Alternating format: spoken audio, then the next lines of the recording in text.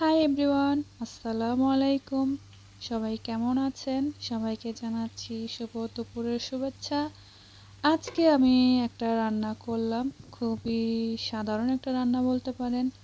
সেটা আপনাদের সাথে শেয়ার করছি। অবশ্য আমি কোনো রেসিপি দেখাচ্ছি না আপনাদেরকে যে আমার রেসিপি ফলো করে রান্না করবেন। ব্যাপারটা ওরকম না। আমি জাস্ট কিভাবে রান্না করি সেটাই দেখাচ্ছি। আমি এখানে জাস্ট শুধু সবগুলো মশলা একসাথে করে আমি পানির সাথে মিক্স করে নিয়েছি আগেই। তারপরে মাছগুলা ভাজার সাথে ওই মশলাটা দিয়ে আমি একসাথে মাছটা কষাই নিলাম। তারপরে এখানে পুঁইশাক আর আলু দিয়ে আবার ভালোভাবে কষাইয়া তারপর পানি টানি দিয়া রান্নাটা শেষ করে ফেলছি।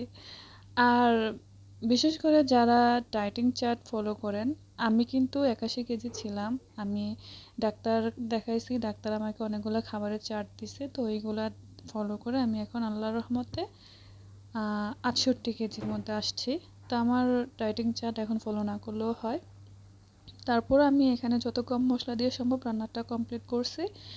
আর অবশ্যই আপনারা চাইবেন যত কম মশলা দিয়ে খাওয়া যায়, তাহলে দেখবেন স্বাস্থ্যের জন্য ভালো।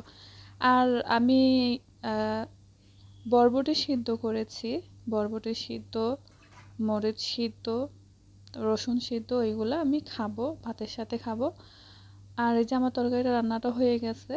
এখানে আমি তেমন কিছু ব্যবহার করি না। আর এই যে দেখতে পাচ্ছেন আমার খাবারের মেনু, যে রসুন সিদ্ধ, কাঁচা মরিচ সিদ্ধ, বরবটি সিদ্ধ। বাঙালি তো সিদ্ধ মরিচ ছাড়া, ঝাল ছাড়া আবার খাবারটা খাওয়া যায় না, মানে খাওয়াটা তেমন ভালো হবে না।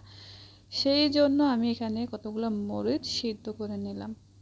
অবশ্য কাঁচা মরিচটা তেমন কোনো ক্ষতিকর না, গুঁড়া মরিচটা যত কম খাওয়া যায়। তো ভালো থাকবেন, আল্লাহ হাফেজ।